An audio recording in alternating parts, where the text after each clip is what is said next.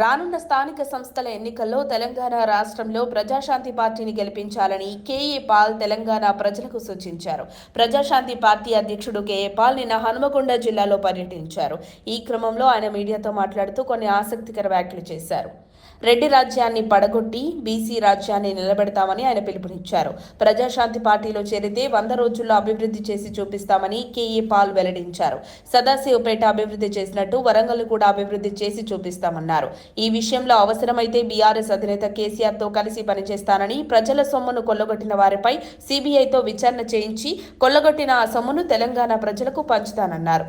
గ్రామ పంచాయతీ ఎన్నికల్లో ప్రజాశాంతి పార్టీని గెలిపించాలని ఆయన ప్రజలకు పిలుపునిచ్చారు. ప్రజాశాంతి పార్టీని గెలిపిస్తే 100 రోజుల్లో ఉచిత వైద్యం, ఉచిత విద్య అందిస్తానని, 1 సంవత్సరంలో నిరుద్యోగ సమస్యను నిర్మూలిస్తానని అన్నారు.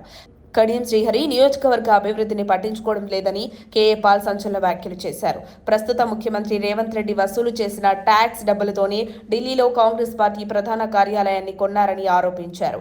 మోదీని ఢీ అంటే ఢీ కొట్టే సత్తా నాకు తప్ప ఎవరికీ లేదన్నారు. సీఎం రేవంత్ రెడ్డిని ఢీ కొట్టాలన్నా నా వల్లే అవుతుందన్నారు. కేసీఆర్తో కలిసి ఆ ఇద్దరిని ఢీ కొట్టే ఒక్క మగాన్ని నేనే అన్నారు.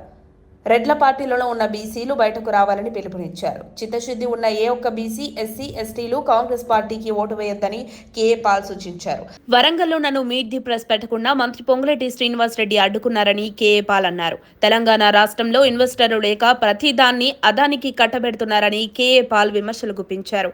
ప్రస్తుతం తెలంగాణలో కాంగ్రెస్ ప్రభుత్వ హయాంలో అప్పు బాగా పెరగడంతో రాష్ట్రంలో ప్రజలు కష్టాలు పడుతున్నారని వ్యాఖ్యలు చేసిన కేఏ పాల్ తమ పార్టీ ప్రజాశాంతి పార్టీకి ఒక్క అవకాశం ఇస్తే అభివృద్ధి అంటే ఏంటో చేసి చూపించి ప్రజల కష్టాలు తీరుస్తానని కేఏ పాల్ అన్నారు.